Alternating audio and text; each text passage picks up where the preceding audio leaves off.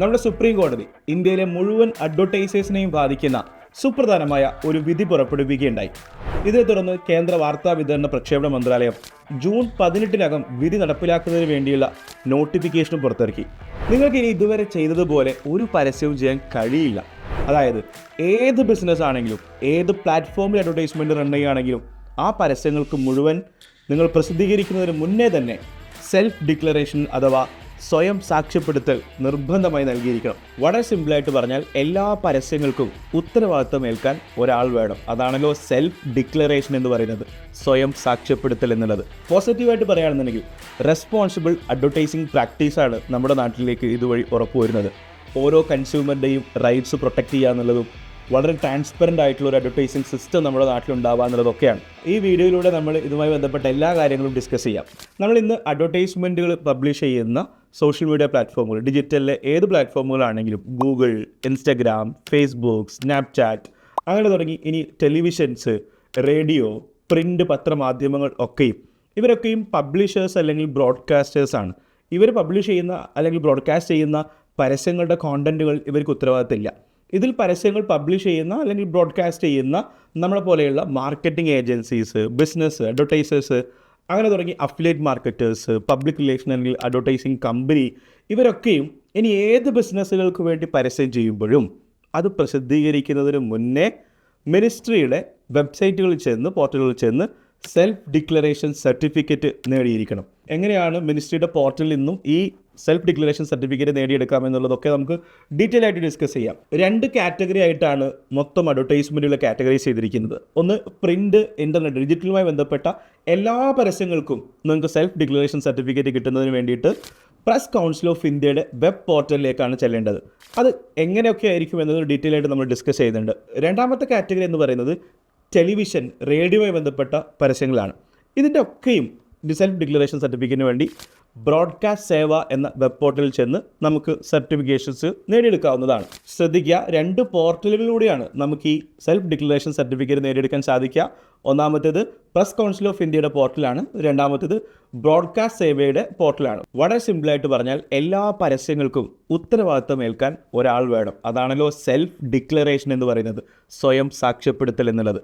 ഉപഭോക്താക്കളെ സംബന്ധിച്ചിടത്തോളം അവരെ തെറ്റിദ്ധരിപ്പിക്കുന്ന, മിസ്ലീഡ് ചെയ്യുന്ന, വഞ്ചിക്കപ്പെടുന്ന പരസ്യങ്ങൾ അവരുടെ മുന്നിലേക്ക് വരാനുള്ള സാധ്യതകൾ കുറയുന്നു എന്നുള്ളതാണ്. ഇതാണ് സുപ്രീം കോടതിയുടെ ഇടപെടൽ കൊണ്ട് സുപ്രീം കോടതി ആഗ്രഹിക്കുന്നത്. ഇനി എന്ത് തന്നെയാണെങ്കിലും എങ്ങനെയാണ് ഒരു ഏജൻസി അല്ലെങ്കിൽ ഒരു അഡ്വർടൈസർ ഈ സെൽഫ് ഡിക്ലറേഷൻ സർട്ടിഫിക്കറ്റ് നേടിയെടുക്കുക എന്നുള്ളത് നമുക്ക് സ്റ്റെപ്പ് ബൈ സ്റ്റെപ്പായിട്ട് നോക്കാം. ഇൻ്റർനെറ്റ് അല്ലെങ്കിൽ പ്രിൻറ്റിൽ നിങ്ങൾ അഡ്വർടൈസ്മെൻറ്റുകൾക്ക് ശ്രമിക്കുകയാണെന്നുണ്ടെങ്കിൽ, സെൽഫ് ഡിക്ലറേഷൻ ശ്രമിക്കുകയാണെന്നുണ്ടെങ്കിൽ നേരത്തെ പറഞ്ഞതുപോലെ പ്രസ് കൗൺസിൽ ഓഫ് ഇന്ത്യയുടെ പോർട്ടലിലേക്കാണ് നമ്മൾ പോകേണ്ടത്. പ്രസ് കൗൺസിൽ ഓഫ് ഇന്ത്യയുടെ പോർട്ടൽ വന്നു കഴിഞ്ഞാൽ ഹോം പേജിൽ തന്നെ താഴെ കാണാൻ വേണ്ടി സാധിക്കും self declaration certificate for advertisers എന്നുള്ളത് കാണാൻ വേണ്ടി സാധിക്കും. വന്നു കഴിഞ്ഞാൽ നിങ്ങൾക്ക് ഇമെയിൽ ഐ ഡിയും പാസ്വേഡും വെച്ച് ഇതിൻ്റെ അകത്ത് ലോഗിൻ ചെയ്യേണ്ടതുണ്ട്. ശ്രദ്ധിക്കുക, സൈനപ്പ് ചെയ്തെങ്കിൽ മാത്രമാണ് നിങ്ങൾക്ക് സൈൻ ഇൻ ചെയ്യാൻ വേണ്ടി സാധിക്കുക, അല്ലേ? അപ്പോൾ അതുകൊണ്ട് തന്നെ സൈനപ്പ് ചെയ്യുന്നതിന് വേണ്ടിയിട്ട് നിങ്ങളുടെ ഇമെയിൽ ഐ ഡി കൊടുത്തുകൊണ്ട് സൈനപ്പ് കൊടുക്കുന്നതിന് വേണ്ടിയിട്ട് നിങ്ങളുടെ ഇമെയിൽ ഐ ഡി, ഓതറൈസ്ഡ് പേഴ്സൻ്റെ പേര്, ഡെസിഗ്നേഷൻസ്, മൊബൈൽ നമ്പറാണ് വേണ്ടത്. ഇമെയിൽ ഐ ഡിയും മൊബൈൽ നമ്പറും OTP വെച്ച് വെരിഫൈ ചെയ്യുന്ന ഒന്നാണ്, വാലിഡ് ആയിട്ടുള്ളത് കൊടുക്കാൻ വേണ്ടി ശ്രദ്ധിക്കുക. അങ്ങനെ ചെയ്യുന്ന സമയത്ത് നിങ്ങളൊരു അക്കൗണ്ട് ക്രിയേറ്റ് ചെയ്യുന്ന സമയത്ത് ലെറ്റർ ഓഫ് ഓതറൈസേഷൻ ചോദിക്കും. ശ്രദ്ധിക്കുക, നമ്മൾ സെൽഫ് ഡിക്ലറേഷന് വേണ്ടിയിട്ടാണ് ഈ പോർട്ടൽ വന്നത്. അതായത് ഞാൻ നൽകുന്ന ഈ ഒരു അഡ്വർടൈസ്മെൻറ്റിന് എൻ്റെ സ്വയം സാക്ഷ്യപ്പെടുത്തൽ സർട്ടിഫിക്കറ്റിന് വേണ്ടിയിട്ടാണ് ഞാൻ ഈ പോർട്ടൽ വന്നത്. അങ്ങനെ വരുന്ന കക്ഷി അല്ലെങ്കിൽ അങ്ങനെ വരുന്ന ആൾ, റെപ്രസെൻറ്റേറ്റീവ് ഓതറൈസ്ഡ് ആവണം. അതായത് നിങ്ങൾ ആമസോണിൻ്റെ ഒരു അഡ്വർടൈസ്മെൻറ്റ് ചെയ്യാണ്, ആമസോൺ നിങ്ങളെ ഓതറൈസ് ചെയ്യണം ഈ സെൽഫ് ഡിക്ലറേഷൻ സർട്ടിഫിക്കറ്റ് അപ്ലൈ ചെയ്യുന്നതിന് വേണ്ടിയിട്ട്. ഓതറൈസേഷൻ സർട്ടിഫിക്കറ്റിൻ്റെ ടെംപ്ലേറ്റ് നിങ്ങൾക്ക് ഈ പോർട്ടലിൽ കാണാൻ വേണ്ടി സാധിക്കും. ക്ലിക്ക് ചെയ്തിട്ട് ഡൗൺലോഡ് സാമ്പിൾ കൊടുത്തു കഴിഞ്ഞാൽ നിങ്ങളുടെ അഡ്വർടൈസിങ് നിങ്ങൾക്ക് നൽകുന്ന കമ്പനി ഏതാണോ, ഇനി അത് ഏജൻസിയുടേതാണെങ്കിലും ലെറ്റർ ഹെഡിൽ കൊടുക്കാവുന്നതാണ്. ശേഷം നിങ്ങളുടെ പേരും ഡീറ്റെയിൽസും ഡെസിഗ്നേഷൻസൊക്കെ വെച്ച് നിങ്ങളുടെ കമ്പനിയുടെ സീലും ലെറ്റർ ഹെഡിൽ കൊടുത്തുകൊണ്ട് ലെറ്റർ ഓഫ് ഓതറൈസേഷൻ നിങ്ങൾക്ക് ചെയ്തെടുക്കാവുന്നതാണ്. സോ ലെറ്റർ ഓഫ് ഓതറൈസേഷൻ നിങ്ങൾക്ക് കിട്ടിക്കഴിഞ്ഞാൽ സൈനപ്പ് പ്രോസസ്സ് വളരെ ഈസി ആയിട്ട് കഴിയും. ദെൻ നിങ്ങൾക്കൊരു പാസ്വേഡും ജനറേറ്റ് ചെയ്യുന്നുണ്ടാവും. നിങ്ങൾക്ക് ലോഗിൻ ചെയ്തതിന് ശേഷം പാസ്വേഡ് റീസെറ്റ് ചെയ്യാവുന്നതാണ്. ഇതിനകത്ത് ഈ ഒരു പോർട്ടലിൽ തന്നെ നിങ്ങൾ ലോഗിൻ ചെയ്ത് കഴിഞ്ഞാൽ, ഞാൻ നേരത്തെ ലോഗിൻ ചെയ്തുകൊണ്ട് സൈൻ ഇൻ കൊടുക്കുന്നു. ഈ കാണുന്നതാണ് എൻ്റെ ഡാഷ്ബോർഡ് എന്ന് പറയുന്നത്. ഇതിനകത്ത് 3 ഫീച്ചേഴ്സുകളാണ് പ്രധാനമായിട്ടും കാണുക. Generate self declaration certificate. Self declaration സർട്ടിഫിക്കറ്റിന് വേണ്ടിയിട്ട് നമ്മൾ ഓരോ തവണയും ഓരോ പരസ്യങ്ങൾ ചെയ്യുമ്പോഴും ഈ പോർട്ടലിൽ വന്ന് ഇപ്രകാരം ചെയ്യേണ്ടിയിരിക്കുന്നു. അതായത് നിങ്ങളൊരു സോഷ്യൽ മീഡിയ ആഡ് റൺ ചെയ്യുന്ന കക്ഷിയാണെങ്കിൽ നിങ്ങളുടെ ക്ലയൻറ്റിന് നിങ്ങളൊരു 10 അഡ്വർടൈസ്മെൻറ്റ് ചെയ്യുന്നെങ്കിൽ 10 തവണയും നിങ്ങൾ ഈ സെൽഫ് ഡിക്ലറേഷൻ സർട്ടിഫിക്കറ്റിന് വേണ്ടി ഈ പോർട്ടലിൽ വരേണ്ടിയിരിക്കുന്നു. അങ്ങനെ ഓരോ തവണയും നിങ്ങളുടെ പ്രൊഡക്റ്റോ സർവീസിൻ്റെയോ പേര് നൽകുന്നു, ആ അഡ്വർടൈസ്മെൻറ്റ് ടൈറ്റിൽ കൊടുക്കുന്നു, ദെൻ നിങ്ങളുടെ അഡ്വർടൈസ്മെൻറ്റ് റിലീസ് ചെയ്യാൻ ഉദ്ദേശിക്കുന്ന ഡേറ്റ് പറയുന്നു.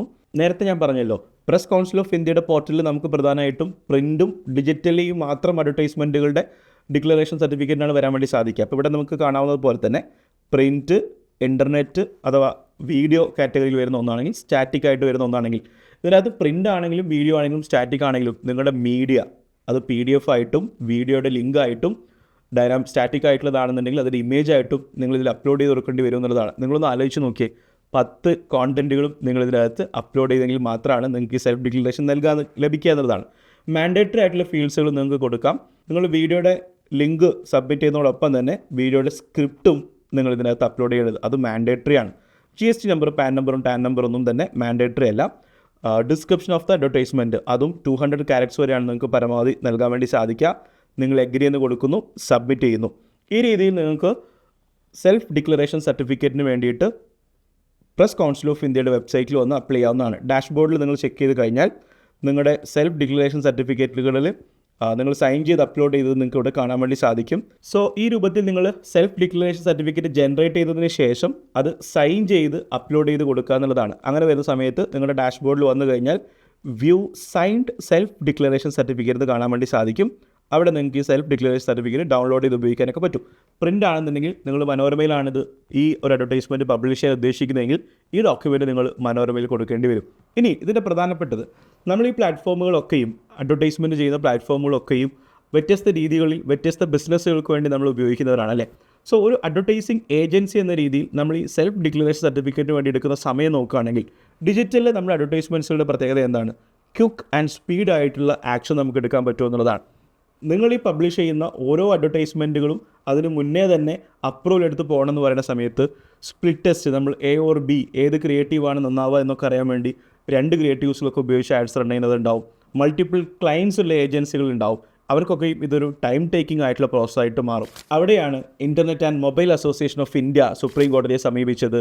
ഈ ഡിജിറ്റൽ അഡ്വർടൈസ്മെൻറ്റ്സുകൾക്ക് ഓരോ തവണയും സ്മോൾ ആൻഡ് മീഡിയം ബിസിനസ്സുകളും ഈ രീതിയിൽ റിയൽ ടൈം എക്സ്പെരിമെൻ്റ് അഡ്വർടൈസ്മെൻറ്റ്സുകൾ പോകുന്ന സമയത്ത് ടൈം ടേക്കിംഗ് ആയ രീതിയിൽ അത് അതിൻ്റെ ഒരു പെർഫോമൻസിനെ ബാധിക്കുന്ന രീതിയിലേക്ക് വരുന്ന സമയത്ത് ഡിജിറ്റൽ എക്കോണമിയെയും അത് ബിസിനസ്സുകളുടെ ഗ്രോത്തിനെയും ഇമ്പാക്റ്റ് ഉണ്ടാക്കുന്നത് വളരെ നെഗറ്റീവ് ആവും എന്ന രീതിയിലൊക്കെ internet and mobile association of India supreme കോടതിയെ അറിയിച്ചിട്ടുണ്ട്.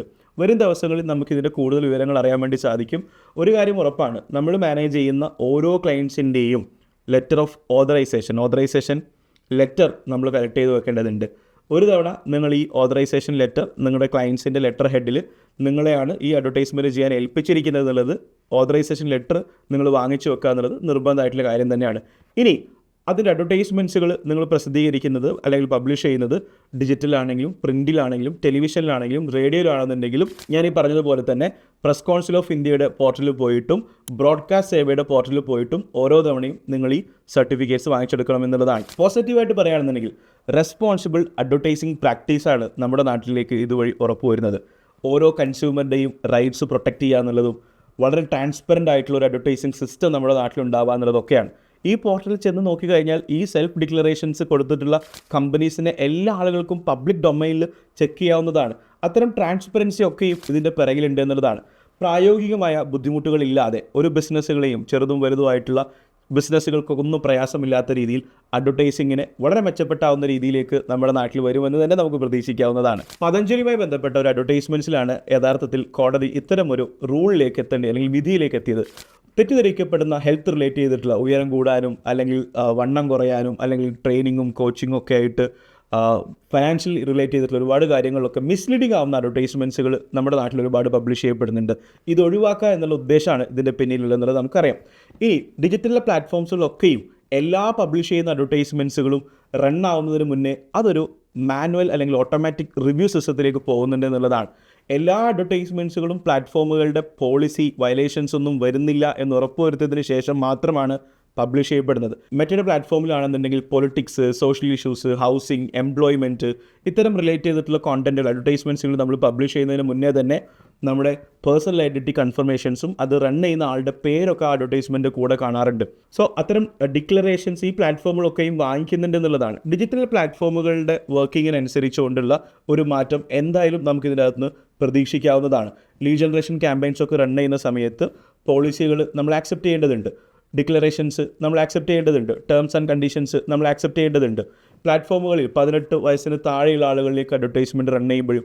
സോ ഡിജിറ്റലിലെ എല്ലാ പ്ലാറ്റ്ഫോമുകൾക്കും ആ പ്ലാറ്റ്ഫോമുകൾ ആ കൺട്രികളുടെ ഒക്കെ ടേംസ് ആൻഡ് കണ്ടീഷൻസും പോളിസി ഗൈഡ് ലൈൻസും റൂൾസ് ആൻഡ് റെഗുലേഷൻസും ഗൈഡ് ലൈൻസും ഒക്കെ ഫോളോ ചെയ്തുകൊണ്ടാണ് പലപ്പോഴും അഡ്വർടൈസ്മെൻറ്റ്സുകൾ റൺ ചെയ്യുന്നതിന് മുന്നേ അതിൻ്റെ ഓട്ടോമാറ്റിക് റിവ്യൂയിലേക്ക് പോകാറുള്ളത്. ഇൻ കേസ് ഏതെങ്കിലും രീതിയിൽ നമ്മൾ അഡ്വർടൈസ്മെൻറ്റ്സുകളിൽ ഈ പോളിസി വയലേഷൻസ് ഉണ്ട് എങ്കിൽ അത് റൺ ആവുന്നതിന് മുന്നേ തന്നെ അത്തരം അഡ്വർടൈസ്മെൻറ്റ്സുകൾ റിജക്റ്റ് ചെയ്യപ്പെടും എന്നുള്ളതാണ്. ഇത്തരം കാര്യങ്ങളൊക്കെ കൺസിഡർ ചെയ്തിട്ട് തന്നെയാണോ ഗവൺമെൻറ് അല്ലെങ്കിൽ മിനിസ്ട്രി ഈ രീതിയിലുള്ള വിജ്ഞാപനം പുറത്തിറക്കിയിരിക്കുന്നത്? ഈ കാര്യങ്ങളൊക്കെയാണ് ഇനി വരും ദിവസങ്ങളിൽ വ്യക്തമാവേണ്ടത്.